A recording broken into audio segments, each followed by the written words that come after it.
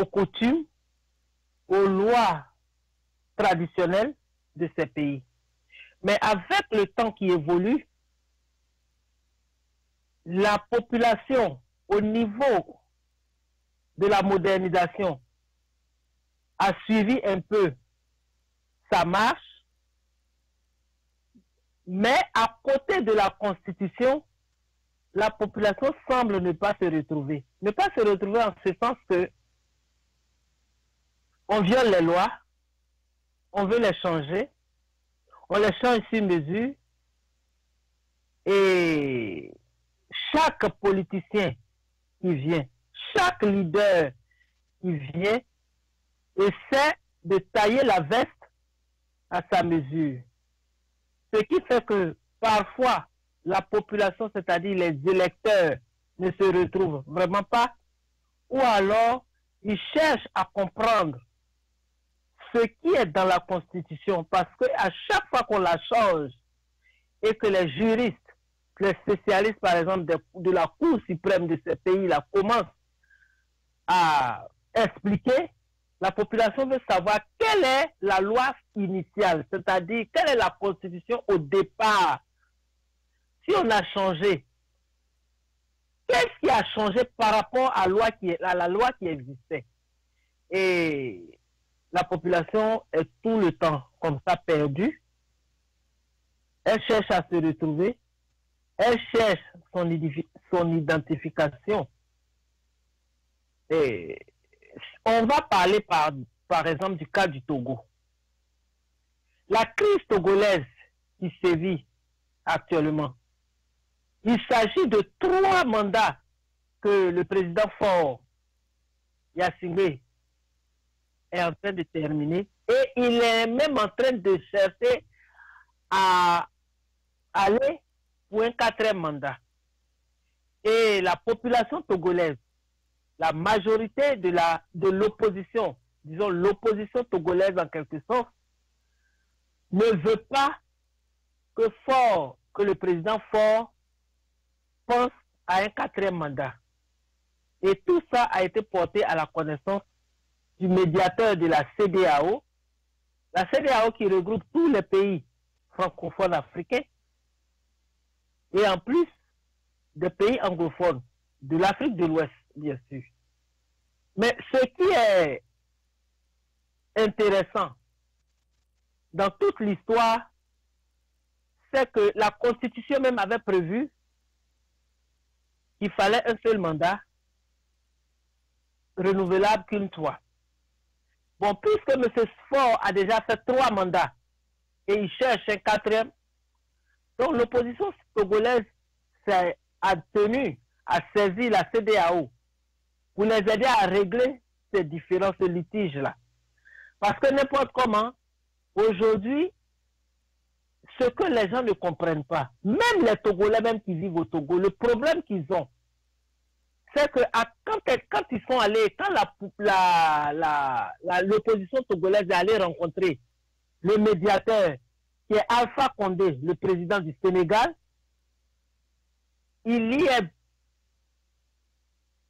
ça a donné lieu, sinon ça a ouvert la voie sur certaines lois, c'est-à-dire sur certaines recommandations de la CEDEAO.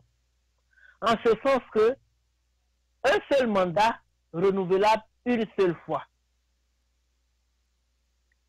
Et quand j'ai parcouru l'espace togolais, c'est-à-dire tout ce qui a constitué, comme on dit, les interventions, des conférences, des réunions et tout ça, à partir des recommandations de la CEDEAO, il se trouve que,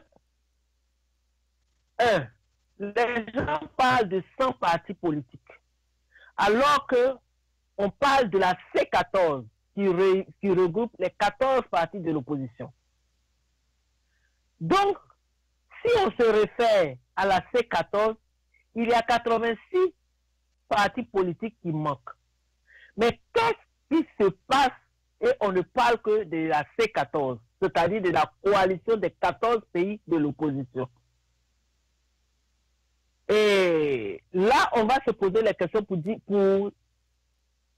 que les 86 qui manquent seraient alors des partis politiques fictifs, ou alors on a parlé comme ça de partis politiques, mais dans le fond, ça n'existe pas. Ou alors ce sont des gens qui ont créé des partis politiques un peu fantômes pour bénéficier, ou bien pour créer peut-être le cafouillage, ou bien la brouille, ou bien une confusion au niveau même de nous qui ne sommes pas Togolais, qui cherchons à comprendre ce qui se passe au Togo. On parle de 100 partis politiques, alors que là, c'est la C14, c'est-à-dire les 14 partis de l'opposition réunis au sein de la coalition appelée C14, qui va maintenant vers le médiateur de la CEDEAO, le président Alpha Condé, pour les aider à résoudre ces différends-là. Mais dans ce texte-là, les prérogatives, c'est-à-dire au moment de cette concertation, la CEDEAO a avancé la date du 20 décembre pour les élections. Et le parti au pouvoir refuse de changer cette date-là.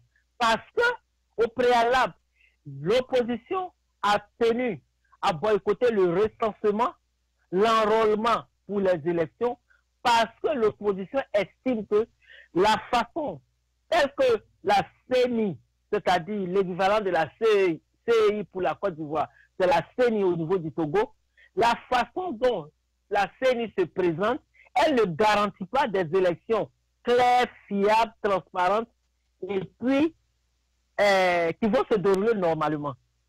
Et comme je vous le disais tout à l'heure, on a été colonisé par le même pays, et donc ce qui fait qu'un problème qui existe au Togo autour des élections, on a comme l'impression que en traitant ce sujet, on a comme l'impression qu'on est en train de traiter le sujet les problèmes autour des élections concernant la Côte d'Ivoire.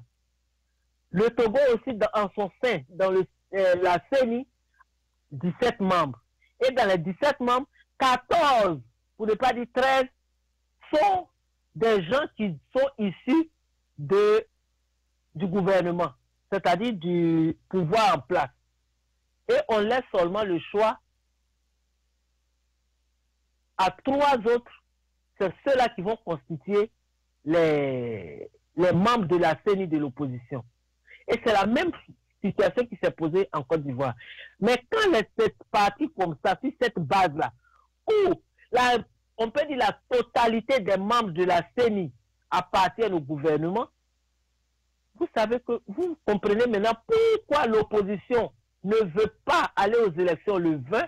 L'opposition exige qu'on reporte cette date-là. Mais ce que le pouvoir a fait, qui interpelle les membres même du gouvernement, c'est-à-dire le pouvoir en place, c'est que, d'une part, les recommandations de la CEDEAO, quand ça arrange le pouvoir togolais, ils acceptent. Mais quand ça ne les arrange pas, ils refusent ça de la main. Ok, on parle d'un mandat renouvelable une seule fois. Ça veut dire que M. Faure, dans ces conditions-là, n'est plus dans la légalité, parce qu'il est à son 3e mandat. Mais comme ça ne l'arrange pas, il ne parle pas de ça. Mais par contre, la date du 20 décembre qui a été arrêtée pour les élections, comme ça l'arrange, le gouvernement, avec à la tête M. Faure et Adema, accepte ce principe-là. Ils ne veulent pas changer la date du 20 décembre pour aller aux élections.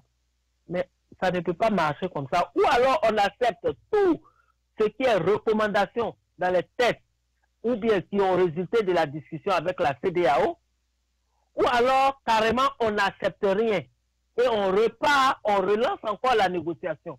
Mais vous ne pouvez pas trier dans le panier et voir ce qui vous arrange, les fruits que vous voulez, et les autres vous laissez. Et pour qui? Et donc, dans ces conditions-là, on s'en va vers le chaos.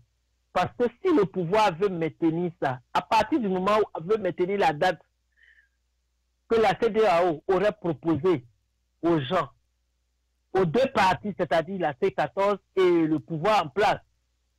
Si vraiment l'opposition n'entend pas aller aux élections parce qu'elle estime que toutes les conditions ne sont pas réunies pour des élections fiables, transparentes, et puis dans la sécurité et la sécurisation du processus même électoral.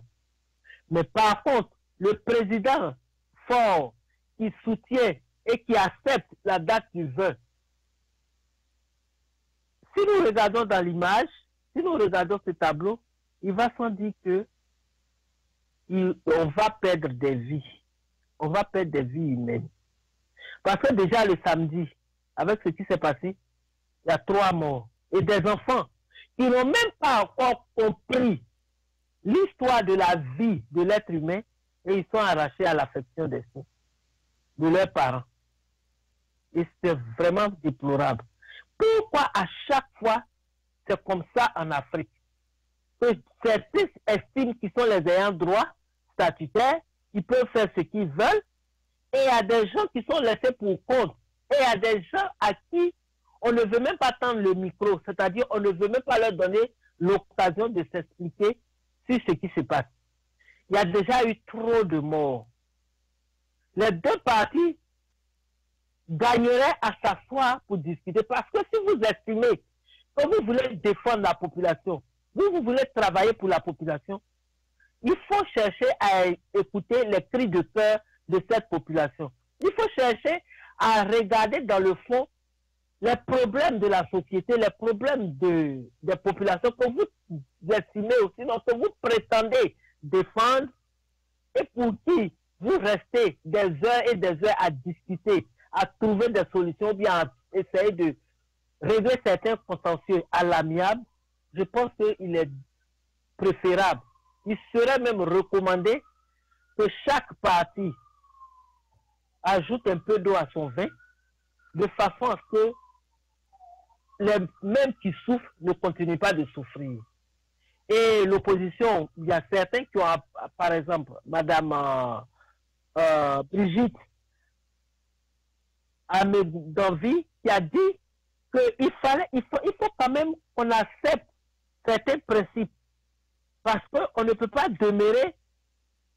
Elle est membre de Togo d'abord, Togo debout plutôt. Mais dans Togo debout, qu'est-ce qu'elle estime? On estime que le Togo, avec tout ce qui se passe, c'est la même famille qui gouverne. Et depuis, avec les problèmes de corruption, on sait comment les gouvernements fonctionnent en Afrique. Ça fait que on estime que le Togo est à genoux. Donc, le mouvement dans lequel elle est, c'est une façon de dire qu'il faut qu'on se lève, c'est-à-dire le peuple togolais qui se lève pour revendiquer, pour réclamer, de façon à ramener le Togo debout.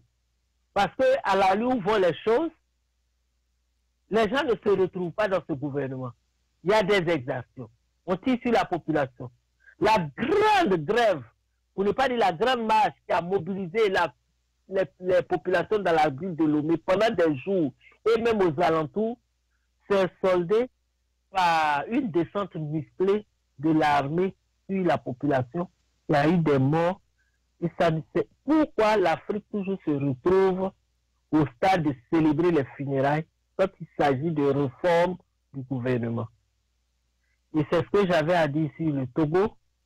Et je pense, nous estimons et nous recommandons même à la CEDEAO de plutôt revoir sa mission. Pourquoi elle a été créée? La CEDEAO a été créée dans l'intention de régler les litiges, de régler les problèmes.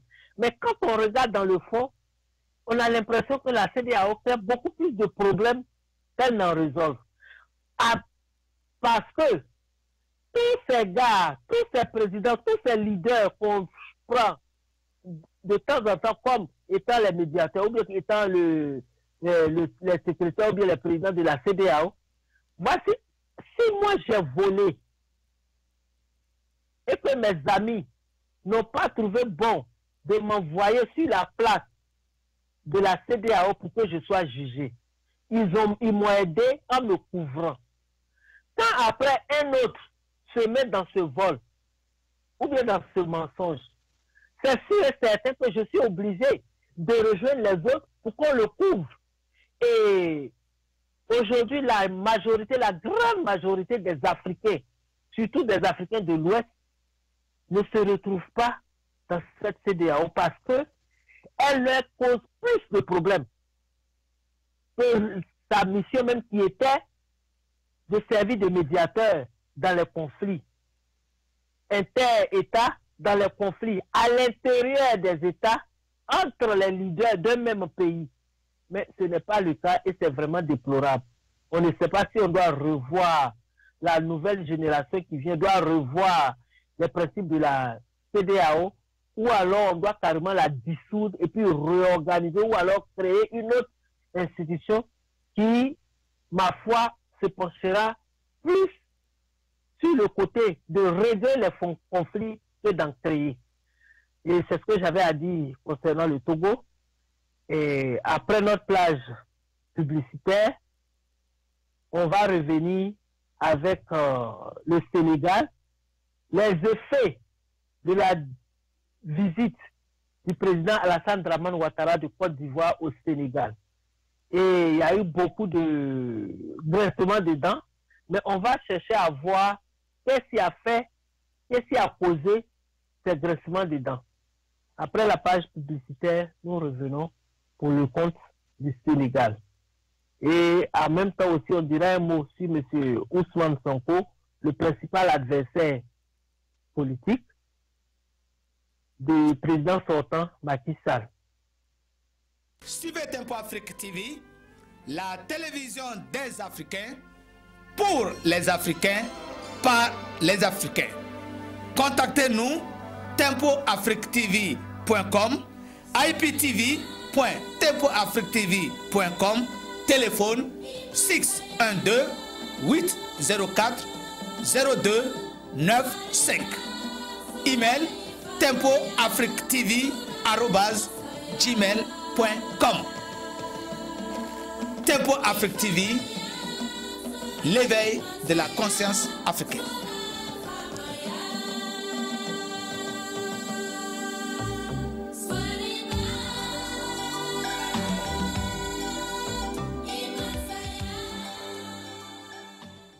Du nouveau à Minneapolis, Tempo Afrique Travel. Vous voulez voyager? Achetez vos billets d'avion à l'agence de voyage Tempo Afrique Travel. Avec l'agence de voyage Tempo Afrique Travel, pas de problème de connexion, pas de problème de transfert de vol. Avec l'agence de voyage Tempo Afrique Travel, c'est le voyage en toute tranquillité, en toute beauté, de votre maison jusqu'à votre destination. Votre satisfaction est notre plaisir.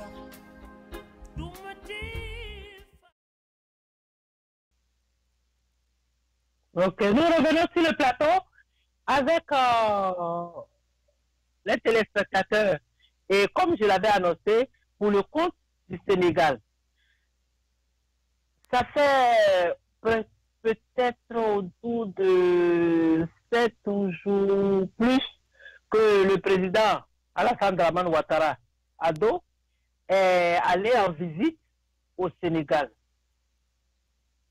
Nous avons déjà fait des communications sur cette affaire pour dire que on a eu à interpeller les Sénégalais pour leur dire si ce que M. Alassane Dramane Ouattara a dit devant tout le monde vous fait fâcher autant, imaginez un peu ce qu'il dira à M. Macky Sall dans les coulisses.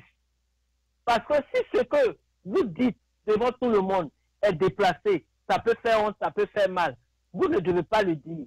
Mais vous estimez que ce que vous dites là, c'est ce qui est acceptable. Mais si ça fâche les gens, ça veut dire que ce que vous allez dire, comme les Ivoiriens disent, ben, dans les coulisses, mais les Sénégalais se verront même en train de se jeter à terre. Il y a deux points qu'il faut souligner dans la visite de M. Alassane Dramane Ouattara au Sénégal. Les présidents font tout le temps des visites officielles. Ils font même des visites officieuses, c'est-à-dire que ce n'est pas officiel, c'est un peu en catimini. Mais ce qui est intéressant dans l'affaire, comme je l'ai dit, il y a deux volets. Si M. Alassane Dramane Ouattara s'en va visiter son homologue, c'est-à-dire son ami, d'après lui, il est sénégalais parce qu'il a vécu longtemps au Sénégal et tout ça, il s'en va rendre visite à son ami Macky Sall, qui est président du Sénégal. Il va avec une délégation. Ok. C'est la Côte d'Ivoire qui visite le Sénégal. Il n'y a pas de problème.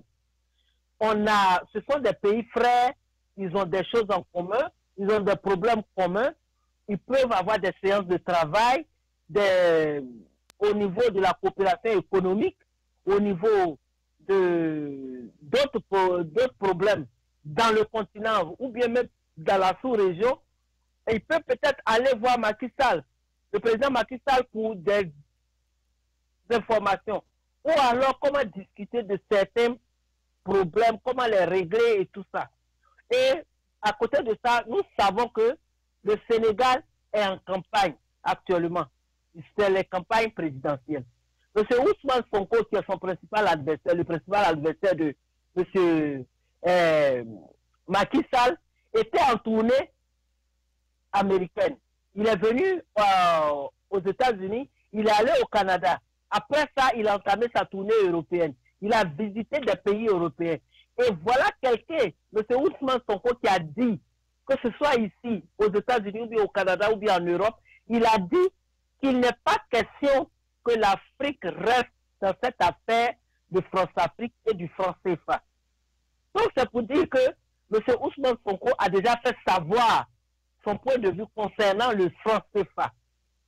Et on sait que le grand promoteur du franc CFA, celui-même qui s'en va raconter devant des Africains que le franc CFA est le bonheur, est la chose idéale pour les Africains qui sont membres de la BCAO, c'est-à-dire de l'UEMOA et de la zone franc de l'Afrique centrale. Aujourd'hui, ça va visiter M. Macky Sall. Mais sa visite, au lieu de tourner autour de, par exemple, il peut même aller pour le problème du franc CFA. C'est lui qui fait la promotion. Donc, il s'en va là, on le regarde. Mais, là où il y a problème, il devait se tenir à l'écart de certaines choses. Je ne sais pas si le président ivoirien a des conseillers, et s'il a des conseillers même qui ont fait de la politique, qui ont fait de la diplomatie, qui ont fait la politique même des institutions dans un pays pour se mettre dans ce qui ne le regarde pas. Voilà la deuxième fois qu'il le fait. Il est allé se mêler des problèmes togolais. Ils ont même envoyé M. Bictogo pour aider les Togolais. Comment ils peuvent engager cette machine de tricherie pendant les élections? Ça a été dénoncé par la grande classe de l'opposition togolaise. Les gens ont fait des vidéos et tout. Et c'est une affaire qui est assurée parce que les élections n'ont pas encore eu lieu. Donc les Togolais attendent ce qui va se passer pendant ces élections. Comme si ce n'était pas assez, il arrive au Sénégal. Si vous êtes parti pour des séances de travail, pour coopération et tout ça, on peut comprendre. Vous finissez, ramassez vos bagages et vous quittez le camp. Mais là où le bas blesse, c'est qu'il s'en va s'asseoir à la prestation. C'est-à-dire, il s'en va participer à la cérémonie qui va officialiser la candidature de M. Macky Sall. Et vous savez très bien que M. Macky Sall appartient à un parti politique. C'est comme si le président ivoirien, M. Alassane Dramane Ouattara, arrive aux États-Unis et il s'en va s'asseoir au congrès du parti républicain ou alors au congrès du parti démocrate, au parti plutôt démocratique. Mais c'est pas normal. Ce n'est pas normal. Si M. Alassane Dramane Ouattara vient aux États-Unis pour une visite, il rencontre le gouvernement américain. Il travaille avec le gouvernement américain. Parce qu'aux États-Unis, ici, ils ont des comités le comité qui s'occupe de la santé, du transport, des infrastructures, de la télécommunication, des affaires sociales, des autres institutions. Donc, quand vous venez aux États-Unis en visite, vous ne venez pas, même si le président élu actuellement, M. Donald Trump, est républicain, vous ne venez pas dans l'intention de travailler qu'avec les républicains ou bien participer aux réunions des républicains. Vous venez pour rencontrer le président américain, vous venez pour rencontrer les officiels du gouvernement américain, pour travailler avec eux, pour poser vos problèmes. Mais vous ne pouvez pas aller vous asseoir là où on est en train de faire les primaires, par exemple, des démocrates, ou alors on est en train de faire, on est en train de désigner de façon officielle devant tout le monde que c'est celui-là qui est choisi comme le candidat des républicains. Je ne sais vraiment pas où on vous regarde, mais M. Alassane Dramane Ouattara, il ne fait que, il faut appeler les choses par leur nom, il ne fait que créer des problèmes là où il va. Et même j'ai dit que regardez bien ce qui se passe. Voilà le président Macky Sall qui a un adversaire. Et jusque-là, il a cherché tous les moyens pour pouvoir apaiser ce monsieur-là, pour pouvoir anéantir, c'est-à-dire rendre faible M. Ousmane Sonko. Et jusque-là, il n'a pas encore pu le faire. Et M. Ousmane Sonko, c'est un averti. M. Ousmane Sonko a été fonctionnaire des impôts. Et on sait que ce soit au niveau de l'Afrique ou alors en Europe, et même aux États-Unis ici et au Canada, même en Russie, le gros problème des impôts, le gros problème des redevances, des taxes à l'État, c'est la corruption. Parce que la douane, par exemple, dans nos pays africains, la douane et les impôts sont les principaux organes qui injectent de l'argent, qui pompent de l'argent à l'économie ivoirienne, c'est-à-dire l'économie des pays. Dans notre cas, le cas de la Côte d'Ivoire. C'est deux organisations qui injectent de l'argent parce que les gens, les taxes douanières et puis les impôts sur les sociétés, les impôts sur les salaires, tout ça c'est de l'argent, c'est beaucoup d'argent. Et M. Ousmane Sonko a dirigé, a travaillé dans ce service-là et il a lancé un défi pour dire que si vous voyez quelque part que j'ai fait un manquement, c'est-à-dire j'ai pris de l'argent, je suis prêt à aller en prison. Et pour avoir servi là-bas, il y a beaucoup de détails dans son programme, dans lesquels les Sénégalais se retrouvent. Et comme il est devenu un os dans la gorge de M. Macky Sall, le fait que M. Alassane Dramane Ouattara aille là-bas, les Sénégalais doivent se poser beaucoup de questions. Et il faut faire attention parce que ce qui se passe dans notre pays, vous avez des parents, je m'adresse à nos frères sénégalais et nos sœurs sénégalaises, vous avez des parents en Côte d'Ivoire. Regardez comment la gestion se fait en Côte d'Ivoire. Regardez les exactions. Peut-être qu'il y a certains principes qui ne seront pas adoptés, mais quand il s'agit de se battre, de s'ériger contre, de se lever contre un candidat qui vous emmerde, c'est comme vous êtes en face du feu. Vous ne triez plus la couleur de l'eau, bien comment est l'eau que vous allez utiliser pour éteindre le feu. Je ne veux pas rentrer dans certains détails, mais à partir de ce que vous savez de notre pays, à partir de ce que vous savez du sort qui est réservé au présidentiable en Côte d'Ivoire,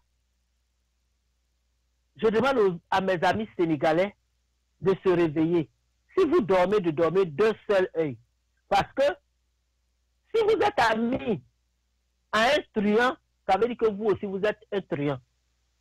Si vous êtes ami à un voleur, ou alors vous êtes ami à quelqu'un qui aime les bagarres, ça veut dire que vous-même là, vous aimez aussi repousser votre manche au même titre que celui que vous avez choisi comme ami. Sinon, ce n'est pas possible.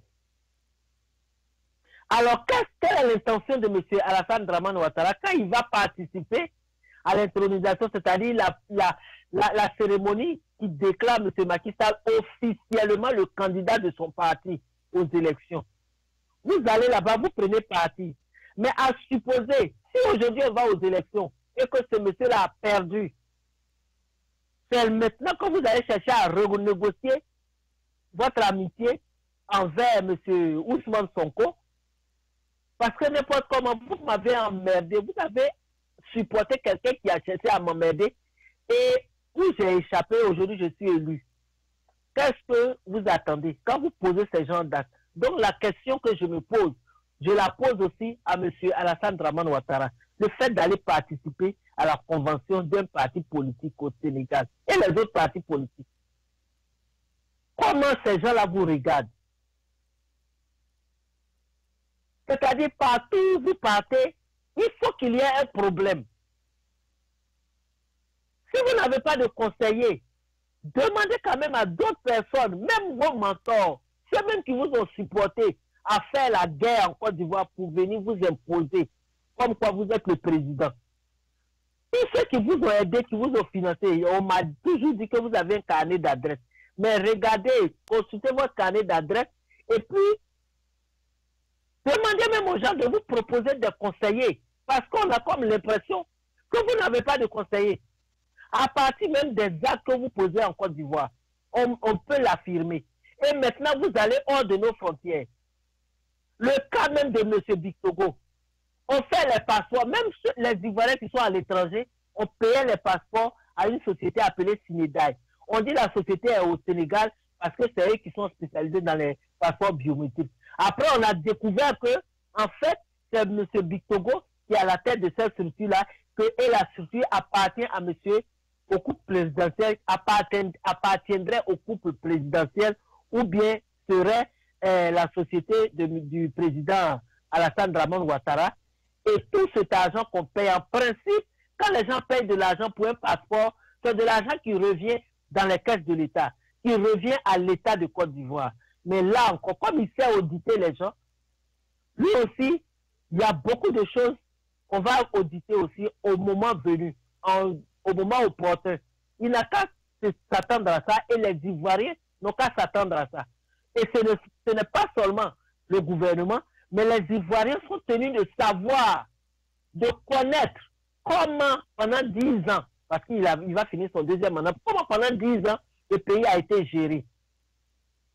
Parce que ceux qui sont partis, ceux qui ont enlevé, ils sont partis, quand même le pays soit divisé, ils ont eu à éponger les dettes. Aujourd'hui, la Côte d'Ivoire est endettée jusqu'à ses cheveux, depuis les orteils jusqu'aux cheveux. Même quand elle lève la main, c'est difficile de voir ses doigts. Tellement la Côte d'Ivoire est engloutie dans la dette. Mais avant de payer cette dette-là, on voudrait savoir. Il faut qu'on audite la douane. Il faut qu'on fasse des audits un peu partout, la douane, les impôts et le budget de l'État et tout ça. Pour comprendre qu'est-ce qui se passe. Qui a pris quoi? Et combien il a pris? Pour qu'on sache situer les responsabilités. Et si les Sénégalais aujourd'hui sont fâchés à cause de ce que M. Alassane Dramane Ouattara a fait, aller prendre parti à la déclaration officielle, sur la cérémonie pour la déclaration officielle de la candidature de M. Macky Sall, une affaire de parti politique, et vous vous mettez dedans. En principe, vous représentez la Côte d'Ivoire. Ou alors vous êtes parti en tant que RDR pour aller soutenir ce parti-là. Et là encore, si vous partez en tant que RDR, mais vous n'avez pas besoin d'envoyer tous ceux que vous avez pris dans l'avion, parce que c'est une affaire de parti. Vous pouvez vous limiter parce que c'est une bande d'amis. Vous, dans votre rattrapage technique, vous appelez vos gars du RDR, là, vos griots habituels, ils vous accompagnent et puis ils font le tapage, ils tapent les tam-tams, ils font des déclarations tapageuses là-bas et puis vous rentrez. Mais vous ne partez pas au compte de la Côte d'Ivoire pour aller participer à une cérémonie d'un parti politique. Dans ce cas-là, qu'est-ce que vous faites? Qu'est-ce que vous attendez? En posant des actes pareils, comment voulez-vous que la population sénégalaise ou bien les leaders sénégalais des autres partis vous regardent? Et si vous pouvez rectifier le tir, de toute façon, vous avez déjà commis la bêtise, la faute. Les Sénégalais ne sont pas contents. Mais comment vous allez faire pour arranger ça? C'est vous qui avez votre recette magique ou bien vous avez votre formule magique pour essayer de vous tirer de là. Je pense que vous êtes quand même assez englouti dans un labyrinthe où vous ne retrouvez pas pour que vous cherchiez encore des histoires à tous ceux qui nous entourent. Même si on ne partage pas une frontière avec le Sénégal, toujours est-il que c'est un pays de l'AOF, on était tous dans l'AOF et on est tous dans la CEDEAO et je ne sais vraiment pas ce que vous recherchez. La CEDEAO déjà même crée des problèmes. Et vous, en tant que leader des pays, vous commencez à créer encore des problèmes, comme si ce que vous avez n'est pas assez. C'était ce qu'on avait à dire ici concernant le Sénégal, concernant la visite du président Alassane Draman Ouattara au Sénégal. Et on va terminer, on va aller pour une plage publicitaire et on revient sur le cas de la Côte d'Ivoire. Ce soir, je vous ai dit que tous ces trois pays que j'ai choisis, compte tenu du fait qu'ils ont été colonisés par le même pays, les problèmes sont un peu similaires. Et pour cela, la dernière partie de mon émission, je vais la consacrer aux structures sanitaires, c'est-à-dire à la santé en Côte d'Ivoire. Et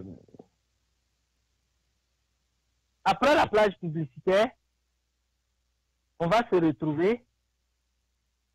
On avait déjà fait des communications, je crois, ce matin ou bien hier, sur la santé, mais on doit revenir dessus parce que la santé englobe tout. Et de la santé découle tout. Si vous ne vous portez pas bien, vous ne pouvez pas aller au travail. Si vous ne pouvez pas travailler, vous ne pouvez pas vous occuper de votre famille. Si vous ne pouvez pas vous occuper de votre famille, vous lui arrachez son confort, vous lui arrachez même son respect, vous lui arrachez sa dignité. On reviendra tout à l'heure.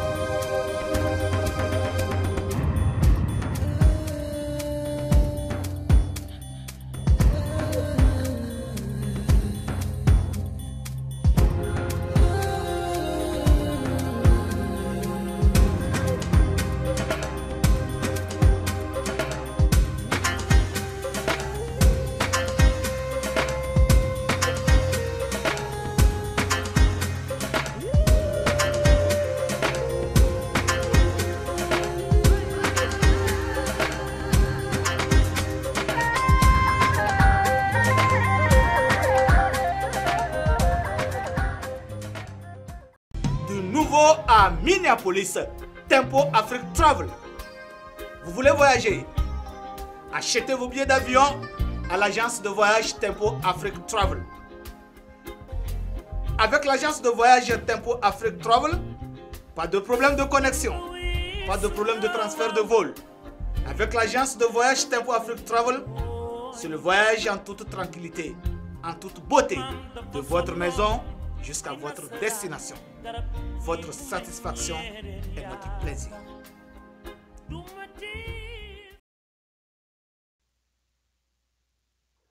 Donc, les amis, on se retrouve pour la dernière ligne droite de notre émission concernant la santé en Côte d'Ivoire. C'est avec le cœur chargé que j'ai lu dans la presse et sur les réseaux sociaux que M. Seri Bailly a été pris de malaise et il a été conduit à la PISAM. Et là-bas, il fallait qu'on lui fasse un scanner. Et il se trouve qu'il n'y a pas de scanner à la PISAM. Donc, on a été obligé de l'envoyer hors de la PISAM pour pouvoir lui faire le scanner. Vraiment, pour un pays comme la Côte d'Ivoire, c'est inadmissible. 500 millions de francs que M. Ahmed Bakayoko a utilisé pour sa campagne, et je dirais même plus que ça. Vous savez combien de scanners ça peut acheter? Ça, c'est un. Les 242 milliards d'argent de poche de M. Alassane Dramane Ouattara, vous savez combien de scanners et de tables d'opération cet argent-là peut acheter pour nos CHU? Alors, comme c'est dans une magouille qui se sont installés, un établissement comme la PISAM, pour sa notoriété, la PISAM n'a pas de scanner, mais c'est inadmissible. Même aux États-Unis, les États-Unis qui font partie des pays les plus puissants du monde, ils utilisent ce qu'ils appellent refurbish, c'est-à-dire c'est des appareils d'occasion. Même les téléphones que les gens utilisent, les ordinateurs, tout ce qui est électronique, même les appareils médicaux, les appareils d'échographie et tout ça, il y a des petites structures qui ne peuvent pas acheter l'appareil tout neuf. Ils achètent d'occasion. Mais ce sont des appareils qu'on renvoie chez les concessionnaires, ils les revisent, ils les nettoient et tout. Ils changent ce qui doit être changé comme pièce. Quelquefois, c'est la carcasse seule qui est ancienne. Mais tout ce qui est élément électronique ou bien quoi à l'intérieur, c'est tout nouveau. Et les gens achètent et les gens utilisent ça pendant longtemps. Mais même si on ne peut pas acheter de nouveaux scanners, vous pouvez quand même acheter des scanners d'opposition pour l'argent que vous chargez, c'est-à-dire pour les factures que vous faites payer à ceux qui ont des parents. Parce que ce n'est pas n'importe qui se soigne à la PISAM. Quand vous allez à la PISAM, ça veut dire que vous avez de l'argent. Et donc, en Côte d'Ivoire, il y a une équipe qui est là. Vous trompez la population. Vous escroquez la population.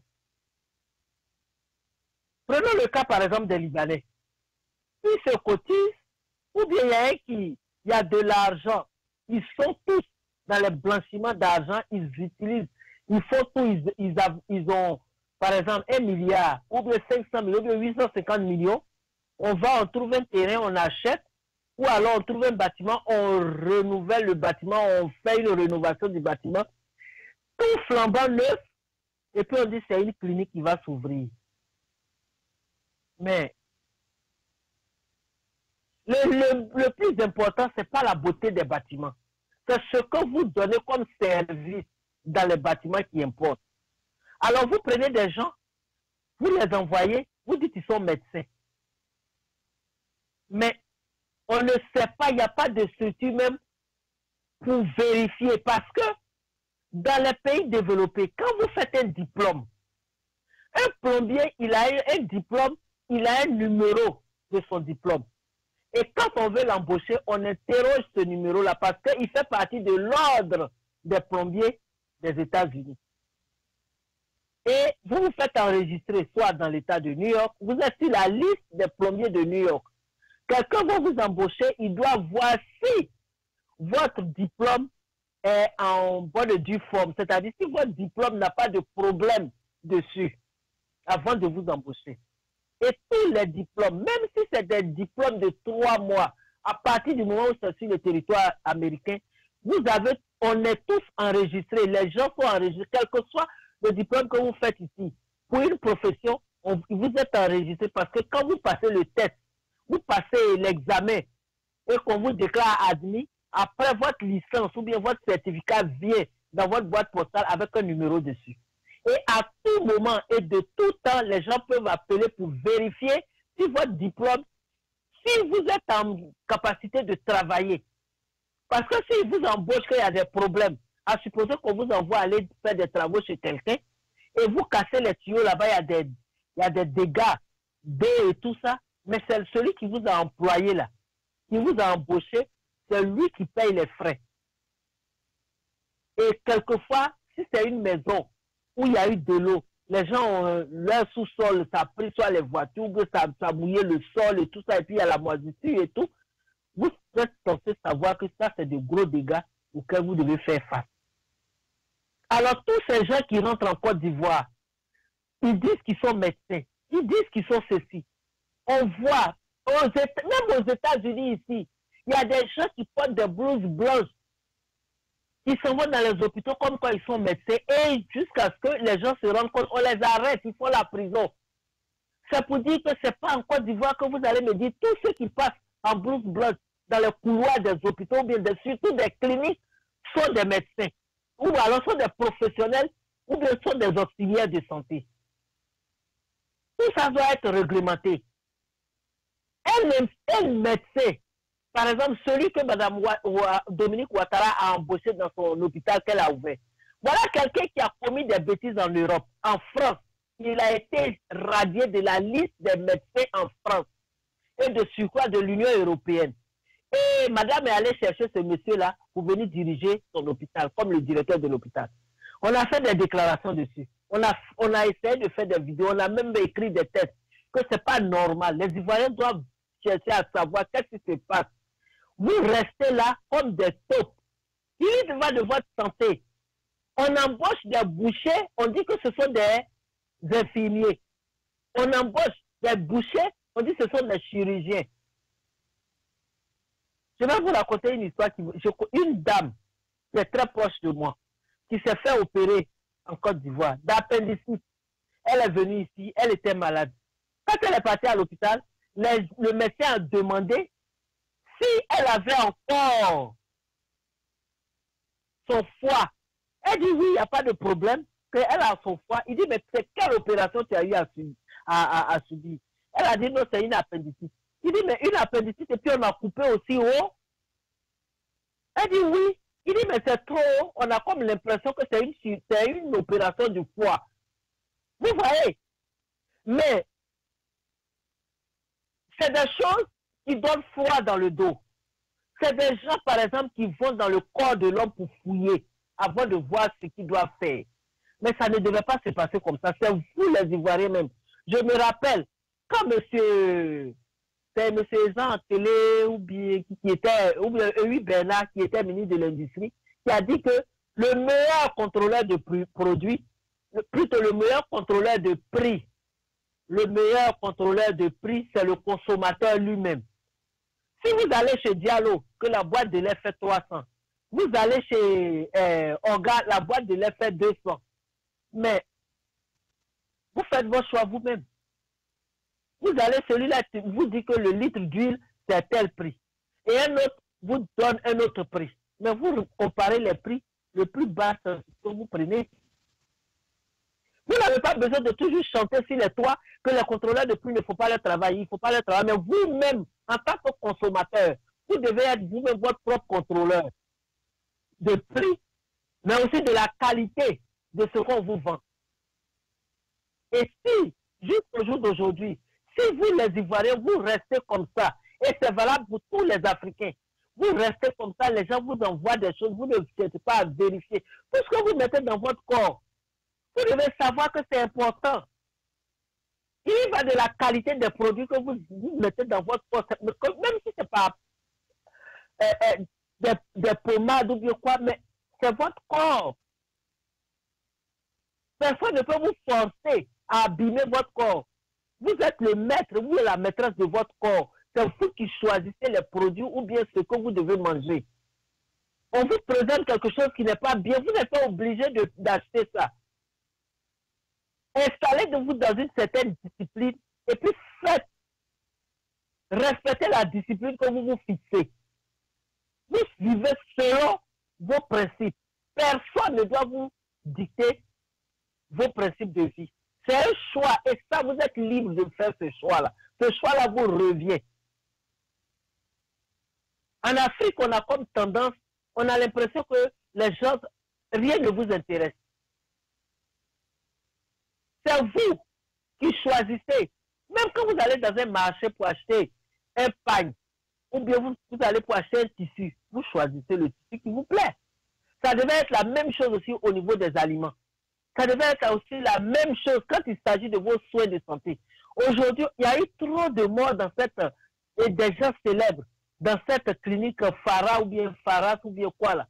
Donc les Ivoiriens, c'est à vous de faire le choix. Vous allez là-bas, vous devez savoir ce à quoi vous vous exposez. Si vous ne voulez pas partir là-bas, c'est votre choix. Et personne ne doit vous forcer. Et avec tout ce qui se passe, et je lance un appel d'ailleurs à tous les Ivoiriens, surtout aux présidentiables, aux leaders. Mais quand il y a, vous affaissez, quand il y a un malaise, faites face à votre famille. Parce que le cas Ouassena, on a dit qu'on ne pouvait évacuer M. Ouassena que dans 5 jours. Ses enfants ont pris le soin sur eux-mêmes de prendre les dernières décisions. Et tel qu'il a dit, avec l'argent que M. Bédié a donné, le président Bédié a donné, et ce que ses enfants ont cotisé, on l'a fait partir. Mais au moment où il donnait sa conférence de presse, il nous a dit qu'il a commencé à être gris. Ça veut dire quoi? Ça veut dire qu'il a commencé à manquer de sang dans les petites cellules. Et c'est comme ça que les gens changent de couleur. Et quand ça arrive à ce stade, mais à ce stade-là, si du jeudi, il doit rester gris comme ça, je ne pense pas que le dimanche ou bien lundi, donc mardi ou bien quoi d'autre ils ont parlé là, allait le trouver. Donc si vous, au niveau de votre famille, vous ne pouvez pas vous organiser pour faire des choses, vous pouvez hypothéquer votre maison, hypothéquer votre voiture, quelque chose pour pouvoir partir. Parce que voilà le cas de M. Baï. Ils ont contacté sa fille. Dans l'attente, Mme Marie, tout s'est cassé. Elle a demandé les papiers, la petite lui a remis ça, la dame peut-être lui a remis ça, je ne sais pas l'âge de la fille de tous ces gens-là. Et puis, on n'a plus entendu parler de M. Soro Guillaume même qui a contacté, qui a fait contacter la fille. Quand elle est repartie vers eux maintenant, elle ne pouvait plus entrer en contact avec eux. Donc tout ça, si M. Soro Guillaume veut demander pardon, voilà des actes que tu peux poser pour changer le cours même de toi-même, ta propre histoire. Les gens peuvent dire, tu as toujours dit, M. Soro, je m'adresse à lui, il a toujours dit qu'il a été manipulé. On est d'accord qu'il a été manipulé parce qu'il a dit, à mon âge, à l'âge que j'avais, quand je rejoignais la rébellion, où moi j'avais l'argent, où j'avais trouvé l'argent pour faire tout ce que j'ai fait. Si ce n'est pas qu'on m'a envoyé. Alors dans ces conditions-là, on veut te croire que les gens t'ont utilisé, mais pose aussi des actes pour prouver que ce n'est pas ça ton caractère. Mais tu t'es trouvé dans une situation où tu étais contraint de faire ce que tu as fait. Et comme ça, les gens qui ont été touchés, les gens qui ont perdu des gens qui n'ont pas eu, dont les parents n'ont pas eu de tombe, ils n'ont même pas eu de corps. Tu parles de tombe. Pour tous ces gens-là, tu les regardes en face, mais il faut poser des actes forts. C'est pour ça que jusqu'au jour d'aujourd'hui, les gens estiment que tu es un plaisantin, les gens estiment que tu n'es pas sincère, les gens estiment que tu n'es pas franc dans le pardon que tu demandes. Et puis encore, si c'est un abus de langage, pour ceux qui t'entourent, il faut essayer de rectifier ça. Quand tu dis, je vous offre mon pardon, comme si les gens vous ont demandé pardon. Non, c'est vous qui devez leur demander pardon. Vous n'avez pas à offrir un pardon à qui que ce soit ici. Les gens ont souffert, continuent de souffrir. Il faut changer le ton. Il faut savoir jouer tes cartes, M. Soro Guillaume. Tu es un Ivoirien. Il faut savoir jouer tes cartes. Il faut savoir comment tu vas pousser tes pions sur ce damier-là. Sinon, les gens vont te rappeler tout et tu vas rester dans cette position-là pendant longtemps.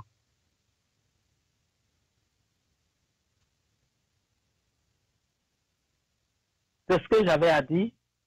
Merci de m'avoir suivi. Et merci pour un dimanche de rester aussi tard à suivre l'émission. On se verra le dimanche prochain à la même heure. Merci, bonne soirée.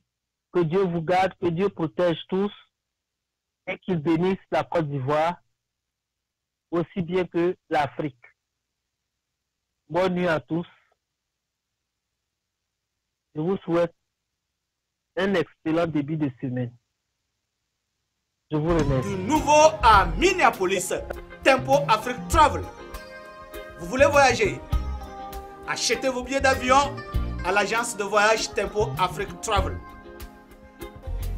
Avec l'agence de voyage Tempo Afrique Travel, pas de problème de connexion, pas de problème de transfert de vol. Avec l'agence de voyage Tempo Afrique Travel, c'est le voyage en toute tranquillité, en toute beauté, de votre maison jusqu'à votre destination. Votre satisfaction est notre plaisir.